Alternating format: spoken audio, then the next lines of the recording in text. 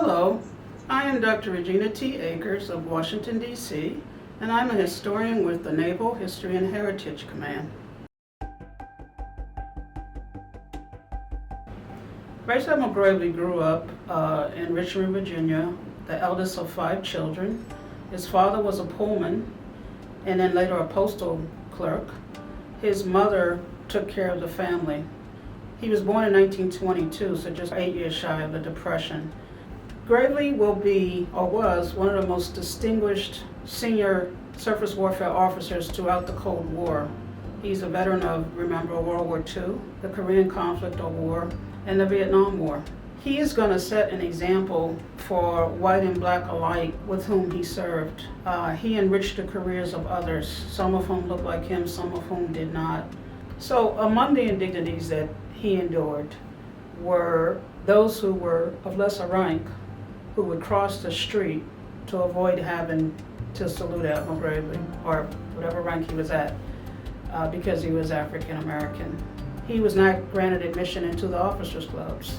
So it's not just at work, it's when he's not at work that he's still dealing with being treated differently because of his race.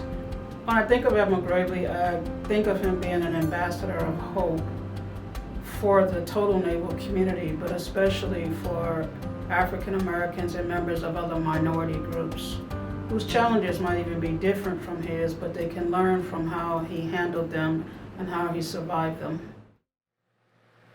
I must tell you that the full impact of my leaving the Navy today has not as yet set in, and that is good.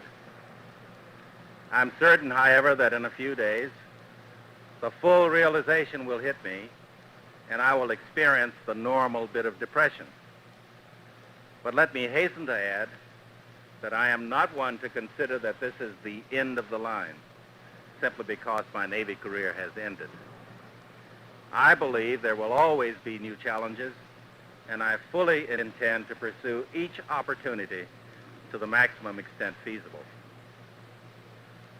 Naturally, there is a certain sadness at ending a career which has provided me so many opportunities and such great fulfillment.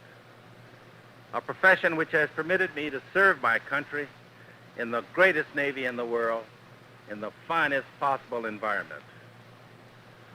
The old saying, sailors belong on ships and ships belong at sea, has always been my hallmark and matched my philosophy perfectly. In looking back over this span of 38 years, and frankly, I've tried not to, I believe in looking forward, I am most proud of the opportunity to have served my country. As some of you know, this is not the first time I have left the service. I volunteered first in 1942 and returned to college in 1946.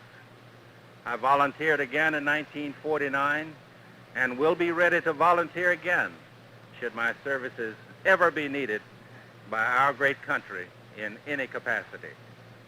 As I take my leave of you today, I leave looking forward to the wonders of new challengers and the continuing love and friendship of my family and friends. I shall look back only at the fond memories. Thank you, and may God bless.